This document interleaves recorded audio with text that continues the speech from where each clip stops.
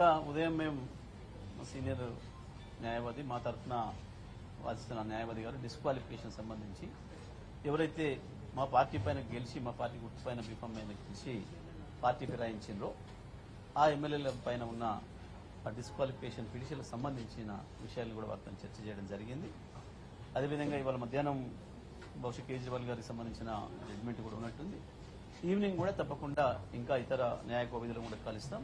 మా శాసన మండలి సభ్యురాలు కవిత గారి బెయిల్ గురించి కూడా ఇక్కడ న్యాయ కోవిధులు కూడా కలిసేది ఉంది. మేము ఆ పని మీదనే ఉన్నాం.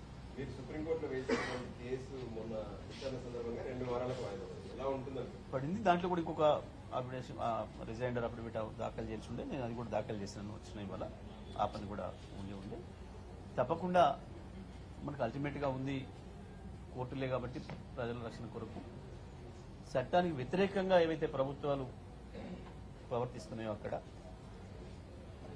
చేయాల్సినవి చేయకుండా స్పీకర్లు కూడా సమయానికి స్పందించకుండా ఏదైతే కాంగ్రెస్ పార్టీ ప్రభుత్వమే కాంగ్రెస్ పార్టీనే స్వయంగా తీసుకొచ్చిన ఈ విరోధి పార్టీ ఫిరాయింపుల నిరోధక చట్టం ఏదైతుందో దానికి వాళ్లే తూట్లు పొడిచి ఏ రకంగా చేస్తున్నారో, ఒక రాష్ట్రంలో ఒక తిరిగా ఇంకొక రాష్ట్రంలో ఇంకో తిరిగి ఎట్లా ప్రవర్తిస్తున్నారో వాటి అన్నిటికీ సంబంధించి కూడా ఒకవైపు ప్రజల్లో ఎండగడతా ఉన్నాం, ఇంకోవైపు న్యాయపరంగా మాకు న్యాయం దక్కాల్సిన అవసరం ఉంది. కాబట్టి దాని కొరకు కూడా సుప్రీంకోర్టుని కూడా ఆశ్రయిస్తా ఉన్నాం. సుప్రీంకోర్టు ద్వారా కూడా మేము అక్కడ ప్రతి రాష్ట్రంలో హైకోర్టు నుంచి వెళ్ళి జడ్జిమెంట్ అనుకూలంగా వస్తుందని అనుకుంటున్నాం. ఎందుకంటే అక్కడ హైకోర్టులో కూడా వేరే వచ్చి మాట్లాడినారు కాబట్టి వారితో దానికి సంబంధించిన మిగతా విషయాలను కూడా మాట్లాడడం కొరకు ఢిల్లీకి రావడం జరిగింది. అందరినీ కూడా న్యాయ కోవిధిని సంప్రదిస్తాం.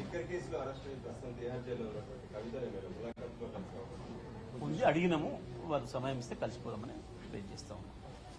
Thank you very much. ప్రభుత్వమే 40